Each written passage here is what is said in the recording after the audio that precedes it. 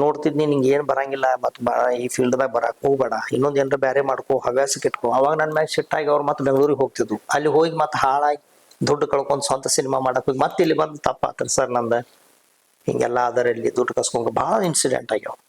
ಹಿಂಗಾಗಿ 7-8 ಹುಡುಗರು ನನ್ನ ಕಣ್ ಮುಂದೆ ನಾನು ಏನ್ ಮಾಡಬೇಡದಿದ್ನಿ ಅದ್ ಮಾಡೋದಕ್ಕೆ ಹೋಗಿ ಬೆಂಗಳೂರಿಗೆ ಹೋಗಿ ದುಡ್ಡು ಹಾಕಿ ಹೊಲ ಮನಿ ಕಳ್ಕೊಂಡು ಲಾಸ್ ಆಗಿ ಒಂದ್ ಸಿನಿಮಾ ಮಾಡ್ಬೋದ್ರಿ, ಅವ್ರು ನೆಕ್ಸ್ಟ್ ಏನ್ ಮಾಡ್ತಾರೆ ಅದು ಆ ಸಿನಿಮಾ ಕೈ ಹಿಡಿದ್ರ ಮುಂದ ಅಲ್ಲ. ಈಗ ಮಾಡಿದ ಸಿನಿಮಾ ಕೈ ಹಿಡಿತಂದ್ರ ಮುಂದೇನೋ ಒಂದ್ ಮಾಡ ಸರ್ ಅದ್ ಹೆಂಗದ ಅಂತಂದ್ರ ರೀ, ಸಿನಿಮಾ ಅಂತ ಅನ್ನೋ ವಿಷಯಕ್ಕೆ ಬಂದ್ರ ಹೆಂಗದ ಅಂತಂದ್ರ, ಒಂದು ಅರ್ಧಂಬರ್ಧ ಟ್ಯಾಲೆಂಟ್ ಇಟ್ಕೊಂಡ್ ಕಾಲಿಡ್ಬಾರ್ದು. ಎರಡನೇದ್ದು ದುಡ್ಡು ಐತಂತೂ ಕಾಲಿಡ್ಬಾರ್ದು. ಅಲ್ಲಿ ಒಂದು ನಂದೇ ಆದಂತಹ ಏನಾದ್ರು ಛಾಪು ಮೂಡಿಸುವಂತವ್ರು ಇರ್ಬೇಕು ಒಂದು, ಇಲ್ಲಾಂದ್ರೆ ರಾಯಲ್ ಆಗಿರ್ಬೇಕು. ಹೋದ್ರೆ ಹೋಗ್ಲಿಪ್ಪ ಒಂದ್ 2-3 ಕೋಟಿ ರೂಪಾಯಿ ಹೋದ್ರೆ ಹೋತು, ಮತ್ತೆ ಆರಾಮಾಗಿದ್ದೀನಿ ನಾನು, ಮತ್ತು ನನ್ನ ಕಡೆ ಸಾಕಷ್ಟು ಕರೋಡ್ ಗಂಟ್ಲೆ